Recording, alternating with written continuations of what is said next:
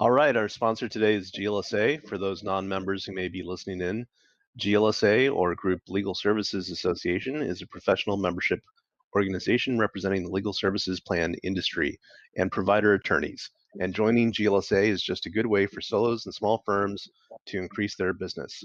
Check it out at glsaonline.org. All right, my name is Tom Martin. I'll be your host today. Our podcast today is Blockchain for Law, an Entrepreneur's Journey with Stevie Ghiassi. I'm very excited to introduce you to today's guest.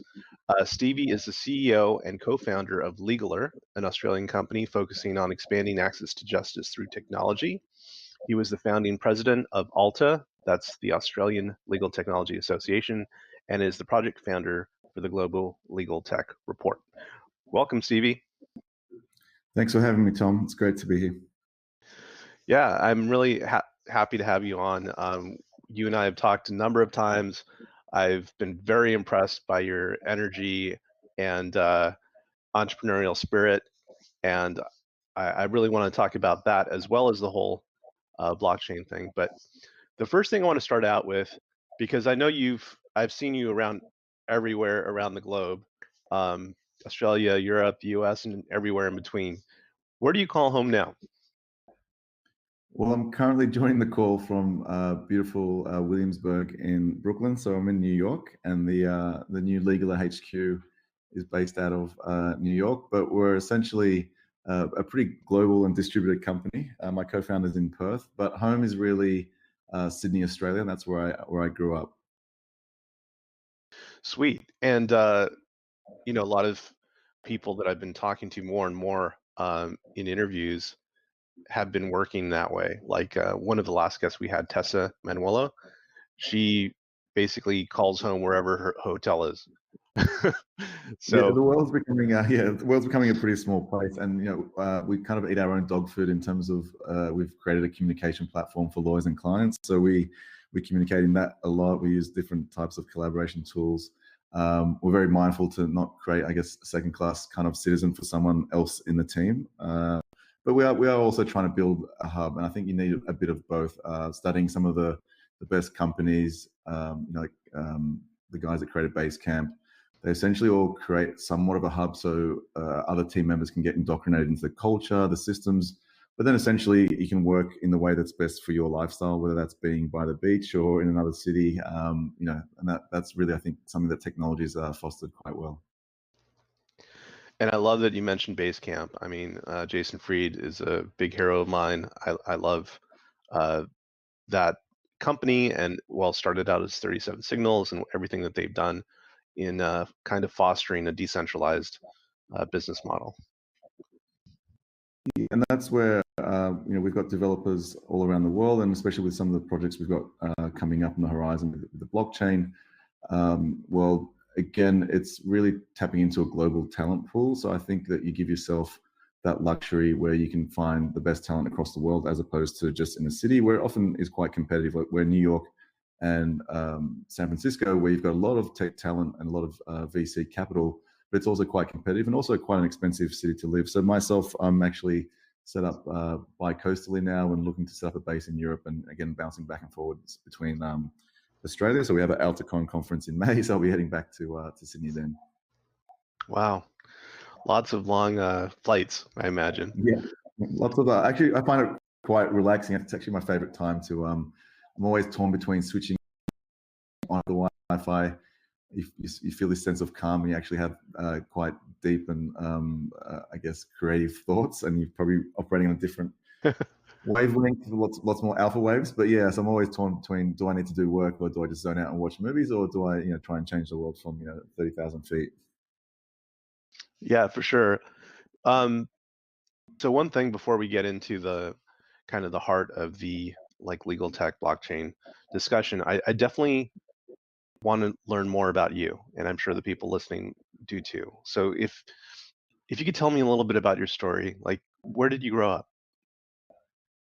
Yeah, so my father was a pretty big influence on my life, and he was the captain of his national football team in Iran, and traveled to Australia to play for the Australian team in the 70s, and ended up loving it so much that he set up shop there. So I was fortunate to be I really feel like it was a lottery ticket to be born in such a beautiful place in Sydney, Australia, growing up by the beach. Really, Australia is quite isolated from, no common borders, no, typically no warfare or we join other people's wars. But we have a pretty good political system, so it's really a great place where the quality of life, a good social welfare system too. The quality of life is really good. We are quite far away from the world, but again, we've had exposure to lots of things for a long time, whether it's Western TV and all the rest. So we really get the best of both worlds, and it was a great place to grow up. And I think the one common thread for me was always wanting to build stuff. My father was an entrepreneur his whole life, and I was the kind of kid that would pick apart the Christmas presents or the birthday presents and undo them all and then put them back together in something else, and pull the motors out of the cars and all that type of thing. So I think I was always fascinated by how things worked, and I always wanted to build stuff and got a lot of satisfaction that way. But if someone had asked me when I was younger what I wanted to be, the answer was always generally an electrician, actually. And that was, I think, again, that fascination with how things work. And I'd drag my parents to the toy shop and point out in the window the electronic kind of motherboards and all those types of tools that can rewire stuff. And so that was really an early fascination. And I guess if I look back, I think that's been the common thread, whether it's building a brand, building a concept. And that's something that I think with Legaler, it's just taken a different shape, and software, I guess you get a lot of different opportunities to build different things, whether it's something to use a test, whether it's a concept, artwork, and the actual architecture of the platform. It's actually really invigorating that way, where there's no boundaries. So that was the early days. It's that curiosity. It sounds to me like that curiosity was just innate in you when you were a kid. It was, and I think just again going back to my my father, he was a great role model where he just led by example. He didn't kind of whip us into shape too much, whether it was in the sporting pursuits or career wise or university. And we had quite an unusual path in that sense. He did everything from like the milk run to paper runs, and eventually built a multi-million-dollar business that I grew up in. So it was a great way to be exposed to that. And also again with the athletic side, that also, he never really, although he was like the Beckham of his own country back there, very popular figure, and still people I bump into, whether it's in LA or all over the world, they still remember him. It's really it was just by example that he just really set the bar really high. So my brother and I both pursued sport full time, and we moved and traveled around the world playing tennis from a very young age. So that was also, I think, something that he just wanted us to do because he knew the discipline and the life lessons that it dispelled. And so for us, he was just very, he's a very supportive figure. And even with Legal, he's a chairman, so he's in the background, kind of along for the journey as well, which is great to have that relationship after so many years. But then the entrepreneurial stuff was that curiosity. It was always like, will this work? Does the world need this? How do you sell it? And I think that's been something that I got to wear a lot of different hats from a very young age, and I was managing lots of people at a very young age. And I took over that business and was able to grow into $40 million a year, I guess, retail group. And that was something that was a great platform for anything else I wanted to do, and spun off different businesses off the back of that. If you could tell me a little bit about that early experience you have with being an entrepreneur, what this company that you mentioned is that's your father's company that you were coming on to? Yeah, so that's a good example was the timing in the late 80s, early 90s, where tourism in Australia, it was a confluence of things. The tourism in Australia exploded. There was also creating a new industry, which was basically the souvenir industry and gifts. And basically, you had a Japanese economy that was like extremely successful and growing, like maybe like no other economy is growing in modern time. And so the confluence of all these things coming together, and it just grew so rapidly.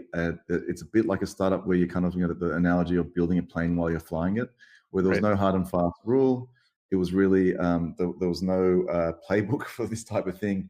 And business really grew like crazy before, it was too competitive. And we had a real monopoly, I guess, on the state of things, where we had so many tourists coming through. And again, Sydney is an amazing place for this as well, with the harbour, and we had some prime retail locations. And then off the back of that, we created manufacturing for our own goods because we were selling so many of those products. We started currency exchanges because they were servicing obviously so much of this foreign currency that was coming through.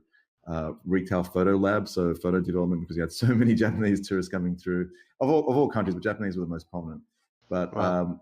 so it was really all these supplementary businesses that grew off the back of it, and we were able to increase our margins because we started producing a lot of this. So we set up factories in New Zealand. We're creating, sheepskin jackets, UGG boots, leather goods.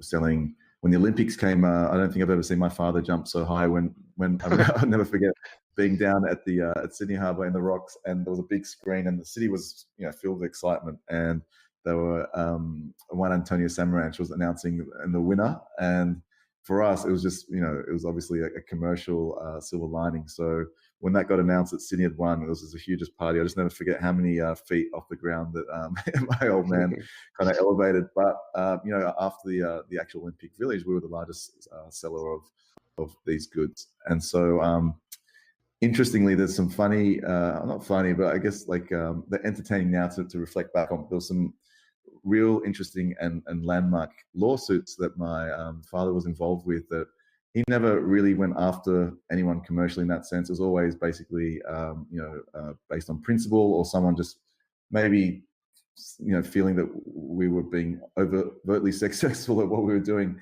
And he ended up representing himself in some court cases where the judge was like, "Your lawyers aren't doing a great job of selling your case."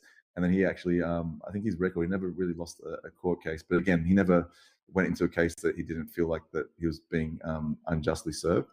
And so that was also really quite inspiring. And one of the actual, I guess it's like a family heirloom now, is like a painting that's up on the wall, which was from a settlement from a famous Australian artist that was basically jealous that business was going so well and tried to set up shop and stop selling merchandise to us. So that's almost like for me a bit of inspiration about just the, again, entrepreneurial spirit, but also a very principled guy that always looked after everyone else and was very giving. And that's something that I hold dear as a bit of a relic that's kind of traveled with me around the world as well. That's a fantastic story. You're definitely a connector, that brings people together, and I can see how it sounds like you got a lot of that from your dad. Yeah, I think all these things are really community building exercises where I think even as a society, it's just the most valuable thing, right? And again, technology is a big enabler of that. And I think personally, again, it's maybe just a personality trait that has been a common thread, like some of the other things I mentioned, that I enjoy and find valuable. And hopefully, a rising tide kind of lifts all boats, with whether it's the Global Legal Tech Report, ALTA. We can dig into that stuff later, but hopefully these are initiatives that, especially with things that we're working on with legal aid, and that's hopefully I was able to learn quite early on that I get more value, and I think the world gets more value from giving. And I went to Burning Man recently this past year, and that was How was that? reinforced. That was incredible. I think it was just a lot of things. I've been trying to go for 15 years, where I met one of the organizers many years ago on a remote island in Thailand during like a 10-day fast. And he showed me these wild photos back when he actually pulled out real photos. And I was like, wow, this is like a whole nother world. But I think what, again, drew me to it more, and there's lots of legal techies I've realized since that were out there, which we're going to try and connect this year. But it was more about, you can do all the things that you do out there anywhere and anytime. But it was really about these founding principles that they really lay this foundation for, I think, people to be a better version or the best version of themselves, and just being in an environment that you feel that you're comfortable doing that, and you realize, well, hey, you can carry those principles outside. And this past year was pretty fascinating, where they had these world-renowned economists studying how this city just pops up with 70,000 people and there's not one bit of rubbish, and it's fully serviced, and they leave and there's no trace, and there's no fight, and all of these things. So they're really just, I guess, a set of principles. And one of those is that, it's not about barter, it's actually about giving without the expectation of something in return. And so hopefully that's, something that I can carry with me through my life. And should we all? Hopefully, yeah. Yeah. So I need to understand, like, how did you get interested in legal? So making that transition from everything that we've just been talking about to a focus on the legal industry. Yeah, it's a good question because I kind of pinch myself sometimes. I really spend a lot of time in some interesting circles, whether it's with some professors or lawyers or on panels or whatever it is, and kind of I have to ask myself, how did I end up here? What am I doing here? I didn't have a formal education in terms of legal. It was never really a focus. But going back to the entrepreneurial journey, part of that retail experience led to being the first company in Australia to offer voice over IP. So that was where we saw retail as a bit of a sunset industry, and we saw technology becoming more prominent, and even just for retail, and things were going on to online and on platforms. So we had this opportunity to partner and basically create a telecommunications company that my brother was more involved with in the day-to-day operations, but I was always around and involved with in some sense. But essentially, that laid the foundation to be more immersed in technology. Through that, we actually started building platforms for other industries. Legal wasn't the initial focus. But through that journey, a lot of our own, you could call it problems with working with lawyers in terms of being on the other side, being a consumer of legal services and realizing how difficult it was, how opaque it was, how expensive it was, all those things, and just, the troubles around collaborating across borders. And really, that was maybe the first, pulling back the curtain somewhat to that industry. And there was also a lot of other lawyers coming to us that we were now working with and connected with that were saying, "Hey, can you help me with SEO? Can you help me find leads?"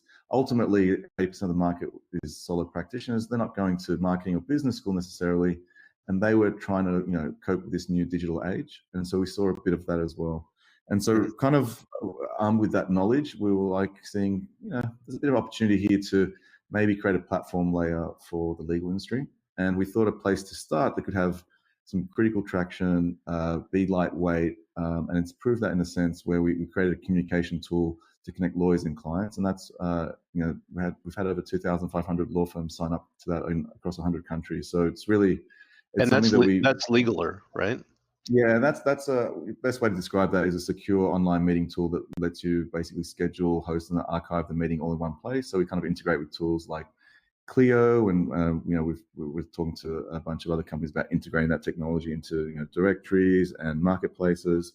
So that's really a bit of a land and expand, I guess, strategy for us. Our broader thesis was always that a technology company will become the largest provider of legal services one day. And what does that look like? It's obviously a difficult challenge where you've got US with different rules around fee splitting, whatever it may be, that makes it really quite challenging, which is why you probably haven't seen the Uber for Law just yet. It's happening, but it's quite fragmented. And so that was always, I guess, the broader vision. And we really just really see that legal services are only serving a very small amount of the population, and there's a huge latent market there, and I think technology is going to open that up. Definitely. I mean, I share that belief. It's just a matter of when, really, and with the 50 jurisdictions you have in the United States, and there's a lot going on with that. That's a whole other discussion. Yeah, exactly. And there's a different task force that are popping up. So you need it from both sides. You need obviously the industry to kind of shift. You need the consumers to demand stuff, and I think that's happening again. The legal industry just operates at a different cadence, and you don't have to be Nostradamus to see where it's going. It's just like you said, it's a matter of timing. And I think Bill Gross, who's one of the most successful Silicon Valley VCs, has a great TED talk, which is only like 3 or 4 minutes long, actually. And he basically analyzes 200 companies and 100 of his own investments, 100 of the Ubers and Airbnbs. And timing was way more important than like team, funding, idea, and the technology. So I think going back to that, it's just a matter of time. I believe I read that you held an ICO for Legaler. Is that true? We actually didn't. Given that we're in the legal industry, given the uncertainty around all of the landscape at that time, we actually didn't. We're still, and again, we can dive deep into this as the conversation goes on. We're still building a network for the legal industry, a public blockchain that's permissioned, so basically operated by the legal industry. That is currently live with a developer testnet in 3 countries. We've got nodes across Sydney, Japan, and the US. And so that's where we're kind of experimenting with the technology. But we're also, there'll still be a token, but we really thought long and hard about perverse incentives that a lot of these other companies created. And again, just being in the legal industry specifically, whether it's a security, there's a lot of poor precedent around that, and the SEC's got some ongoing battles. So we spent a lot of time actually looking out what could we do to actually create better incentives. So a lot of these companies were pre-mining, essentially, like creating a token pool, selling half of that to the public in a crowdfund, and then using the other half. So the network we're creating does the opposite. It starts off with 0 tokens, a bit more like maybe the Bitcoin network, where they're mining the tokens into existence. And what we'll see here is that the tokens will be emitted over a period of time, both as the technology is evolving, so there's not too much liquidity into the market, but also we're not doing, again, a big bang token sale. So we've got an equity-based company. We're raising funds through that, and we've previously raised funds through Thomson Reuters, which we'll be announcing as well. And so we're pretty much thinking long and hard about creating. And blockchains are the ultimate incentives machine. So the good thing is you can program rules through protocols, and so we're really geared on how do we create better incentives for lawyers to do more pro bono work? How do we create more incentives for these legal services organizations to actually participate in the network? How do we create incentives for law firms to be involved in governance and the future of the network? But again, doing all that without a big bang, and just now that we've sat back and been able to watch where the market's gone, it really is the early days, and we're building early technology. It's a good analogy is like just having a hole in the ground. You could walk past that hole and go, oh, that's a pretty nice hole in the ground, pretty useless. Or you could go, that hole is actually the early stages of this huge building, and we're laying the foundations, and something beautiful is going to magically appear there. So that's really a lot of I think the talk around blockchains is a lot of people don't get the future implications. And I'd love to chat with you about that as well. But it's really early days, so we're kind of digging the holes, putting a bunch of the early kind of frames in there, and the rest is going back to curiosity. It's pretty exciting to see what people are going to build. Well, I think that's great, and I think it's also very smart, because there was a lot of heat at behind blockchain and ICOs and stuff, but as we both know, things have kind of come back to roost on that, and so holding off on raising money like that is probably a very smart move. And it sounds like you're doing it in a way that's much more organic and actually lends itself to growing that properly. I want to ask you about Alta. I'd mentioned at the top, what is Alta and how did it get started? Yeah, so the Australian Legal Technology Association, again, was quite an organic community building exercise where a group and Melbourne mostly, initially at least. Jodie Baker from Zakia was very involved in the early conversations. James Odell, who was at Elevate Services. We really were like, you know what, there's no community, there's no real place to kind of get together, talk about the pros and cons of what we're trying to do and what we're trying to build, and it's quite isolating. So we ended up having a few drinks, and those drinks culminated in something that was at the time a lot bigger than ourselves. So it was, I think the first drinks was about 8 founders, and we realized that it was almost a bit of a counseling session where we were talking about how hard legal tech was, how hard it was to sell legal tech, how hard it was to build. So really, I think we all initially bonded over that, and we realized there needed to be like maybe a more unified body that could stand up for the industry and also have events. And so that's really where the association grew off the back of the first 2 events that we hosted that were very successful. They were basically a demo day format where we had 16 startups get up on the stage, present for 8 minutes, and there was about 2 minutes of Q&A, but the audience was filled with everyone from law students to CIOs to barristers to law firm CEOs. So it was really a unique format that someone could sit in the audience and see a cross section of the Australian market in just over an hour, and that was really a cool format that I think just created some early traction. And from there was an association, a website, major sponsors, and then it really culminated in AltaCon the first year. So that was last year in May. There was a big conference that was sold out. And so what that I think did was set the tone for some of these other pockets of innovation. The UK, ASEAN, where inspired from what Alta kind of did, they actually ended up creating, Matt Pennington created the UK LTA, Eric Chin helped launch ASEAN Legal Tech, and now there's Alinta, the Asia Pac one. There's a bunch that have popped up in Africa. New Zealand's got Legal Tech NZ. And so really this was, I think, a groundswell, both showing the interest in legal innovation, legal tech innovation, but also that there needed to be more formal communities around this. And what role they serve is really, it's quite fascinating. It's, educating people towards what legal tech's out there, how to build it, and then actually using it. So that is really the founding pillars of what ALTA stands for. And then they have member meetups. They communicate, on communication tools in terms of Slack and getting together in different cities. We've created a newer concept off the back of that called the Sandbox series, where it was just an evolution of the demo days, where instead of just having someone up on a stage kind of presenting, now you have people come into a room and they're all getting armed with the latest software, whether it's a demo instance or just some type of prototype. They actually can get to use the technology with that actual founder or CEO and go through what technology is like, ask questions, and then go back to their, again, whether it's a law firm or whether they're a consultant, to go back armed with some more information and a bit more nitty-gritty detail, get to know the company. I think that's also, again, a unique concept that will become a big part of the course soon. We're actually seeing both the demo days and the Sandbox series being employed by other associations. So it's great. It's created a bit of a movement, which again has culminated in this Global Legal Tech Report, which we can chat about as well. Yeah, what is that?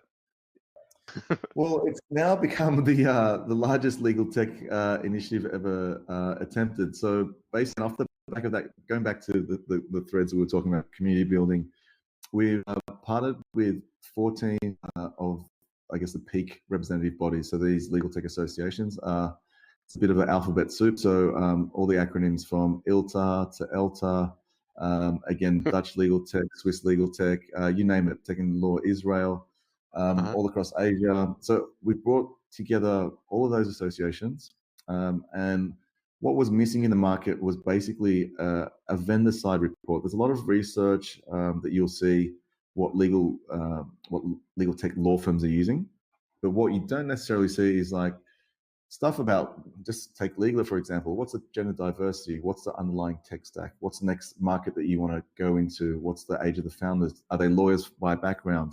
Are they using AI? What type of AI? And so what you start really seeing is some really interesting data that's never been done before. Again, what are the business models? How much have they raised?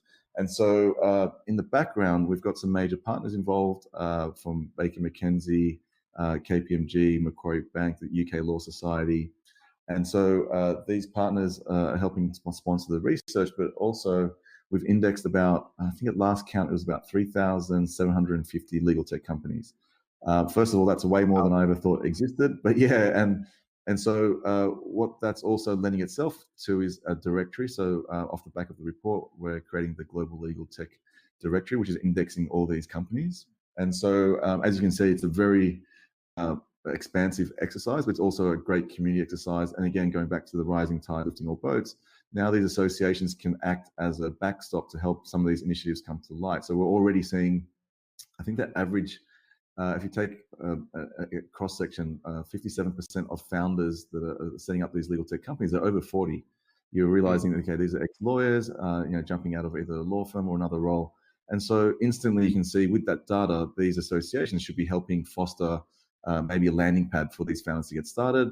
And over half of these companies are all solos. So you know that there's these 40-something solos out there trying to change the world, and they need support, they need funding, they need mentorship, and they need access to resources. So again, just an early example of what that data can do, and it's quite exciting seeing it all come to life. And so we're basically the first report launches on the 7th of April in Australia, and there'll be a big launch event. But then there's actually a report for every jurisdiction. So we're partnering with these associations, and they're pushing out the survey to their members. And the members that do the survey, the legal tech companies, they get the survey for free in terms of their local jurisdiction. And then we basically piggyback all the major events. So at ILTACon, the US report will drop during Legal Geek and Legal Innovators in the UK in October. There'll be a UK report, and you go down the list, and that will all culminate in the Global Legal Tech Report, which will be basically a summary of all these insights, aggregating all that data, and that's essentially the Global Legal Tech Report, right? So that's the final output, and that's going to be hopefully a yearly exercise that we kind of reflect back on and go, okay, this is what's happened now. And I think this first year of data is going to be interesting, but over time, it's going to be really interesting to see how the markets evolve, what type of fundings come in, how the business models change, what tech's being used. And again, one of the early bits of research that came out, an Australasian lawyer did an article about this, was that AI, I think, was only used in like 4% of the companies that were actually doing the survey. And so it was actually decent cross-section. So Australia as a market was 144 companies that we actually identified. Almost half of those did the survey. So that's actually a pretty decent number. But you can also already see, okay, so AI is going to be, I think, underpinning all of these companies in the next 5 years. But right now, it's not really a big part of what they're building or what they're employing. There might be other tools they're kind of, dovetailing that probably leverage AI in some way.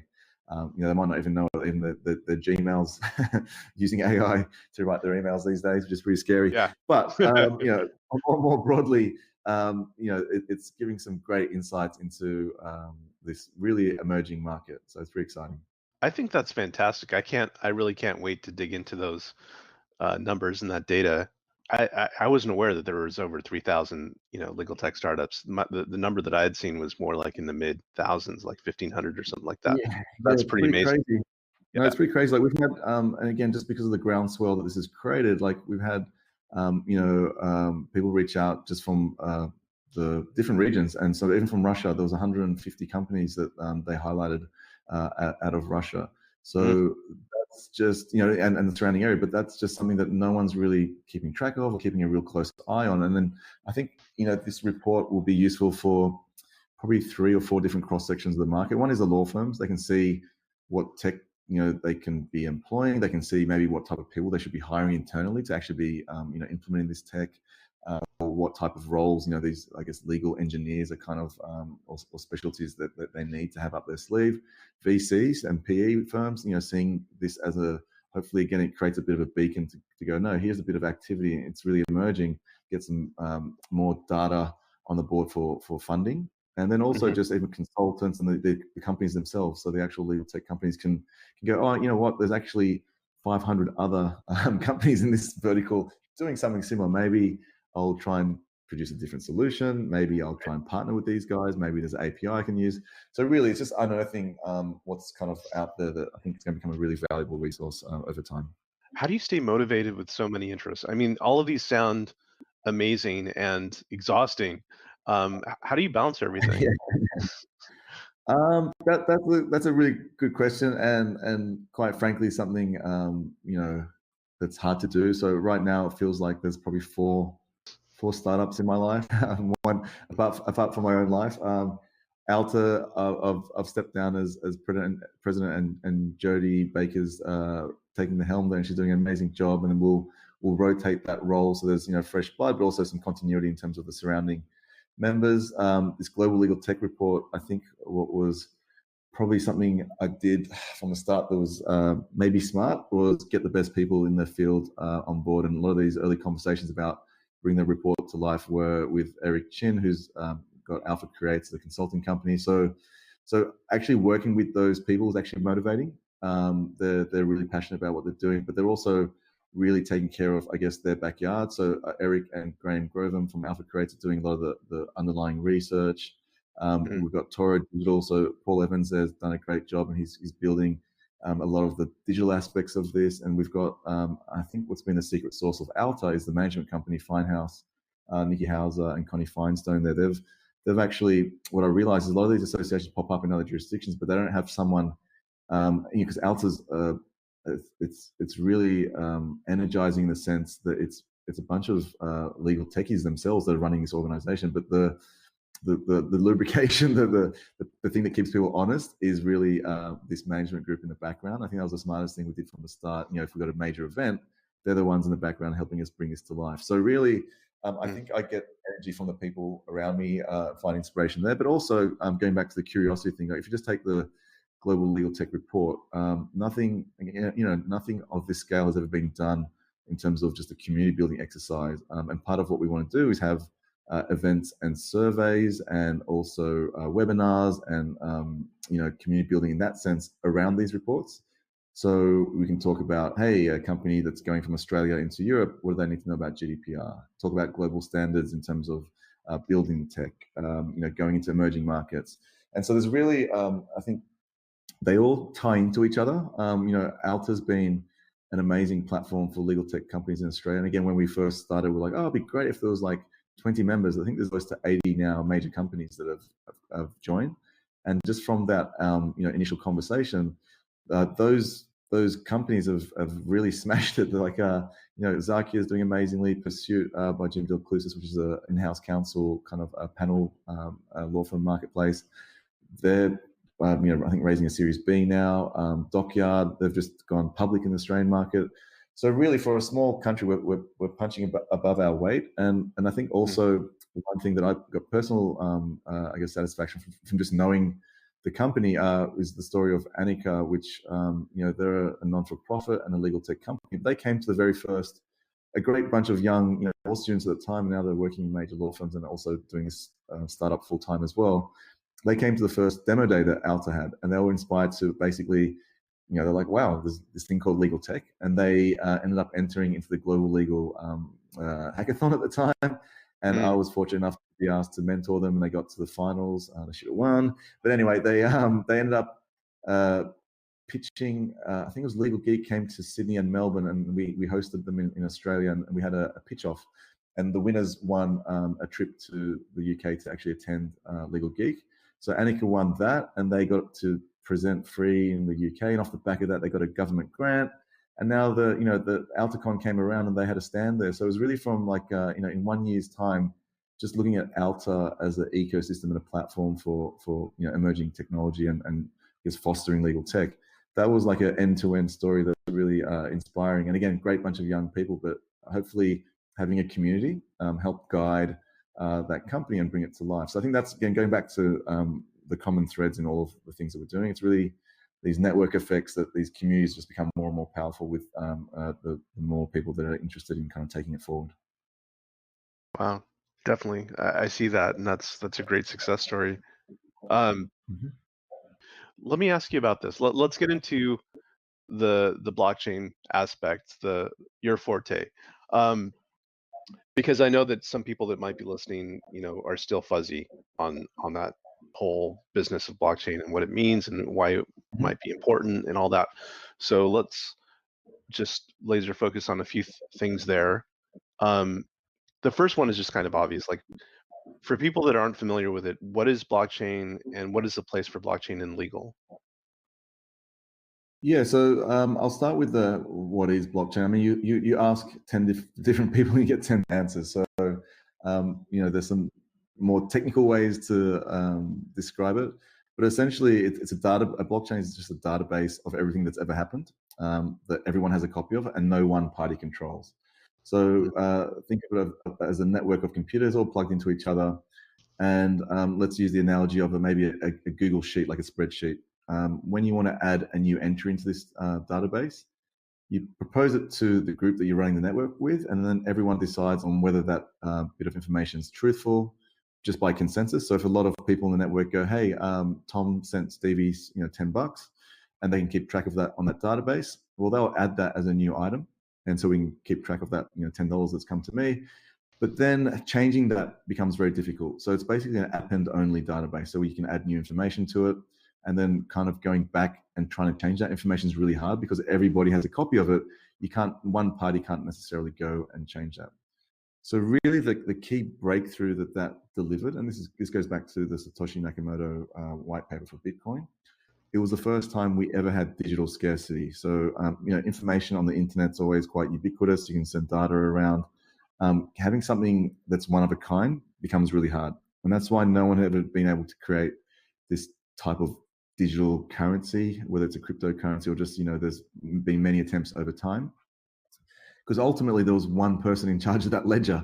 And if you got one person in charge of it, it's a bit like the central bank, right? They can just keep printing money, and you have all types of things that can go wrong. So what really was solved was a double spending problem. And again, with the Bitcoin network going live, it was the first time we actually had one of something digitally that you could actually verify. And that's still, again, in the 10 years that's been in existence, hasn't failed. And then it got a little bit more exciting when people realized that now that you've got this decentralized network infrastructure that no one person's in charge of, they're like, hey, you could actually deploy code to that. And then you can actually, give if this, then that kind of computer executable information. And that became really exciting because that created basically smart contracts. Again, it created this programmable value, like this way of actually giving rights and obligations and instructions to this bit of digital scarcity. But again, the real key innovation was that no one party was in charge of. And I think that's when you go back to it and you look at across history, like ledgers, whether it's accounting ledgers, history ledgers, they've always been controlled by some type of central authority. And so if you take away all the fluff and ICOs and whatever you want to, tokens and all that stuff, basically we've got now for the first time in history, and again, it's been in existence for about 10 years, a shared ledger or memory system for society that everyone can participate in. And it becomes like this, going back to the hole in the ground, we've got the hole, it's a infrastructure that everyone can participate in, no one can shut it down, it's censorship proof. It's unregulated for good reason, but then you have on-ramps and off-ramps that become regulated. So that's where it's really changing. And again, I'll get into why it's important for the legal industry, but that's, I think, for a societal shift, it's quite a monumental one because we're changing the nature of trust. Like the initial specs of when we created the internet, really, I mean, it was basically machines talking to each other. There was no trust protocol and there was no money protocol. Like we had, again, going back to the voice over IP example I gave you, we had all of that stuff, but no one had really cracked it. And so it's really a big shift in how we trust each other. And I think that's the one thing that everyone should be paying attention to. Because if you go back to society, when that nature of trust has changed, everything around it's changed. Because like trust is basically, a mechanism for removing doubt and uncertainty. And we've used that over history to actually organize society, whether it's basically going back to the start of, tribes and families. We had like kinship and different protocols to trust each other, and even language is one of those. Like you trust someone by the way they spoke and recognizing that. And so if something went wrong back in the day, we just had localized trust, so we kind of could bash each other over the head with a woolly mammoth tusk, and that's how we resolve problems. That's how we enforce trust. But some people still do. They still do. Yes, they still work. We're not talking about Trump supporters today. All right, but basically, if you go to if you go to the next phase of that, and especially for lawyers, this is where Hammurabi's code, you had these clay tablets where for the first time we were like, okay, we need a third party because we want to memorialize our relationship and create this, I guess, institutionalized trust that no in the relationship is kind of controlling. And that's where society was able to scale. Like we had Mesopotamia, all these early cities that had 50,000 people all of a sudden living together, and they could keep track of what they owed each other. And so that really changed the nature of trust. We had institutional trust. Again, whether it's like governments, intermediaries, religion, these were like things that we used as trust mechanisms to basically group large amounts of people together to actually act on something.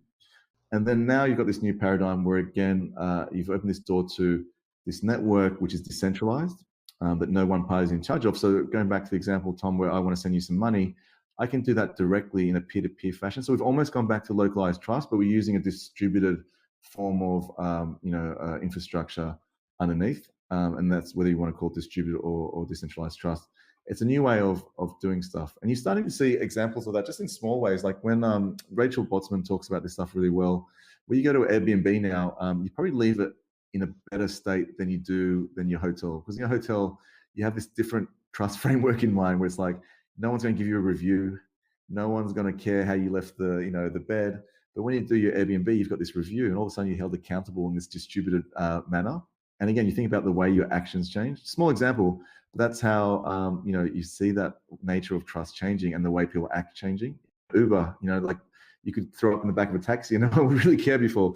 But now, that changes with this distributed nature of trust. So technology is creating this new foundation for again, a really fundamental part of how we interact as society and as humans. And I think that's really what's quite exciting before you actually get into the nature of contracts changing. Well, let me ask you this to kind of dovetail it with legal.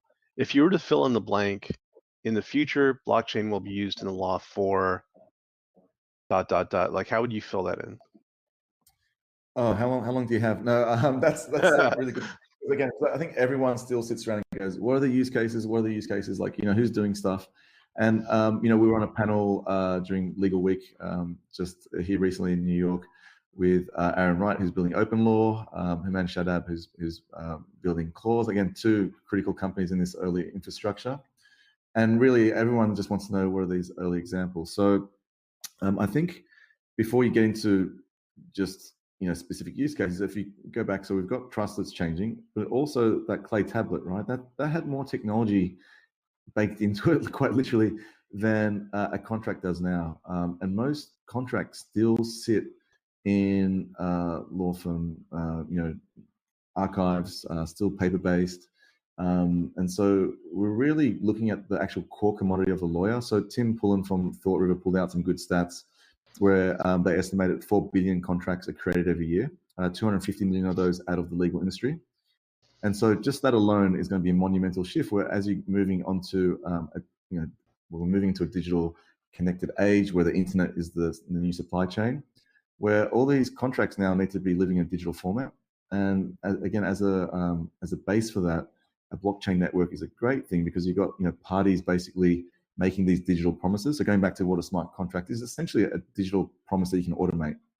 And so rights, obligations, responsibilities, all these things. And so they're going to start living on these networks and apps like, because you're creating rules around how to move assets around. So apps like Clause, Open Law, they're going to become like this new type of browser into that world. And going back to, again, the digital scarcity thing, whether it's a property transaction, you only want one property title to exist for your property because you're selling that and it's of value.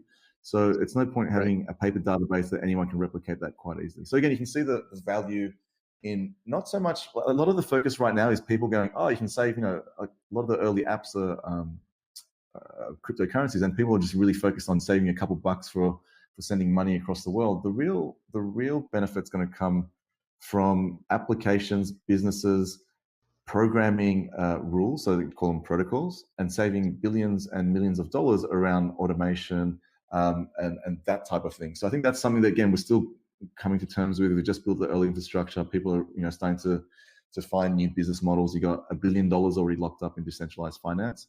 So really getting back to what the legal industry can do, our thesis is, as a company, and this is the reason we're building the actual network, is that every aspect of the legal industry is going to be underpinned by blockchain technology because it's the industry, first of all, built on trust. So the degree that we trust each other and how we manage those trusted relationships is most often mediated by lawyers. So talking about that nature of trust changing and contracts, well, the role of the lawyers is going to slowly change and they need to be familiar with this stuff. And so, building off the back of that, then you start going, okay, we've got this new internet. Okay, so we've got this new blockchain network that essentially is just better than the existing Web 2.0 because what it allows is for users to own their data, to own their identity, and to own their money. So at a base level, it's just a far superior network, and people are just starting to realize this. And then if you take a simple use case like identity and just look at the legal industry and go, okay, what role does identity play? Well, KYC is the first one, knowing who someone is. AML, like Australia, that they're introducing new anti-money laundering acts where, law firms now, there's a strong focus on them actually vetting people more because they realize that, a lot of the shuffling of funds was happening through these vehicles. And so, online reviews, if you take, again, identity for a lawyer, 80%, again, freelance lawyers, solo practitioners, making up the broader part of the market. They might operate on different online platforms, but essentially identity is a siloed thing right now where a centralized authority attests to your identity and owns all the data around that.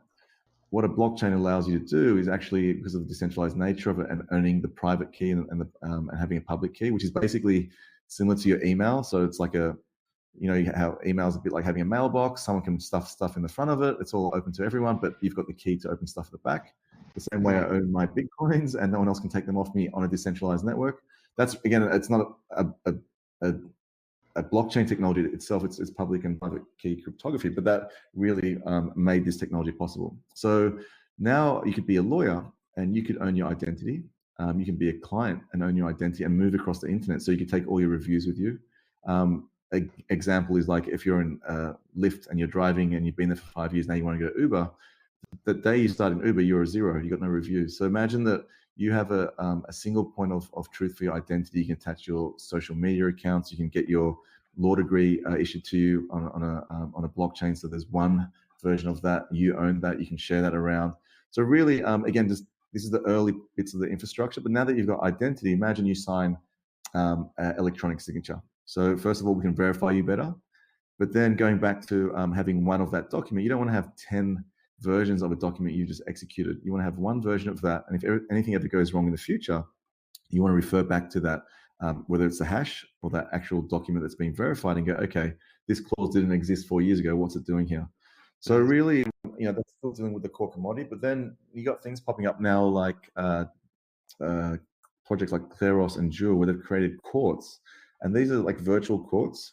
But again, because you've got this digital scarcity, you can kind of distribute assets. You can have a panel of arbiters vote for, and again, verify those votes, vote for who should, win a particular case.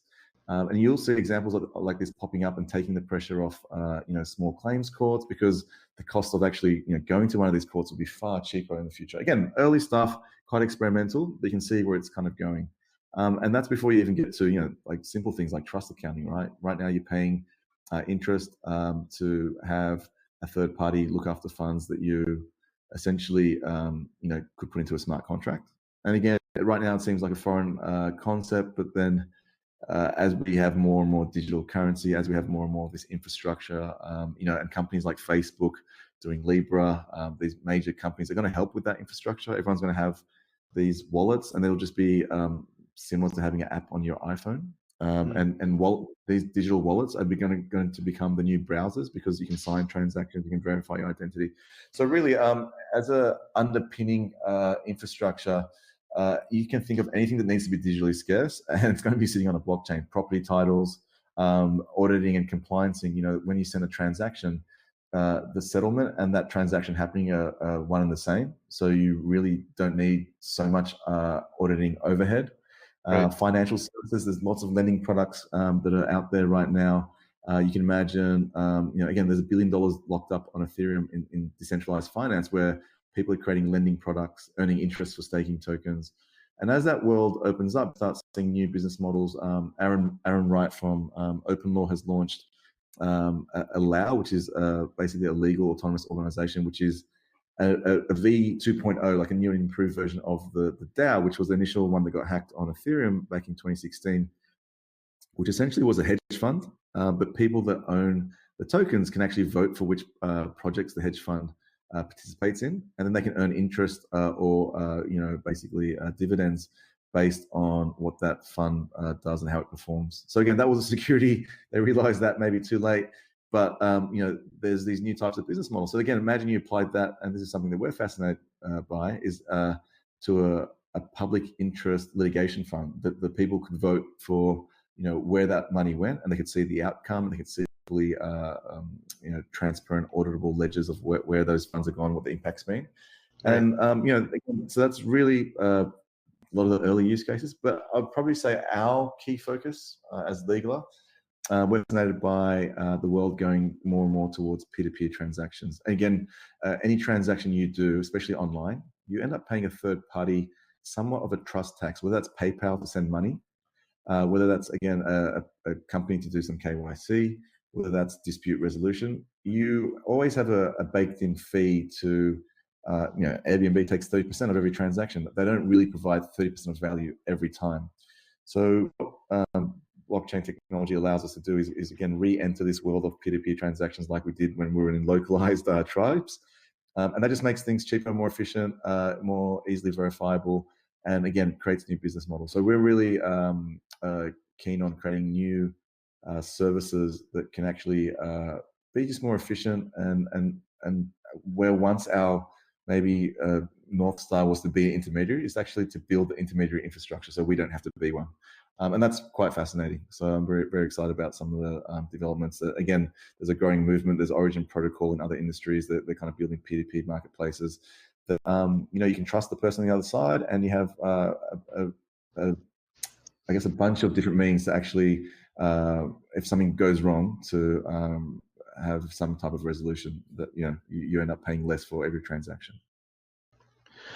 Wow, I mean, it sounds to me like the applications of blockchain are vast. The philosophical underpinning of it, of having, creating scarcity and having a method by which everyone can share information that they know is valid. I mean, it has a lot of implications to it. So it touches everything, because that's why this. I mean, for me, why it's so fascinating, because you come from it from every different type of angle. You can come from the access to justice angle, because you can see the benefit that this could provide. You can see maybe just from a philosophical perspective, you can see how society can if Elon's going to Mars, I think it'd be silly not to include just a blockchain-based infrastructure from day one, so you could have clear governance and voting and all that type of stuff done transparently.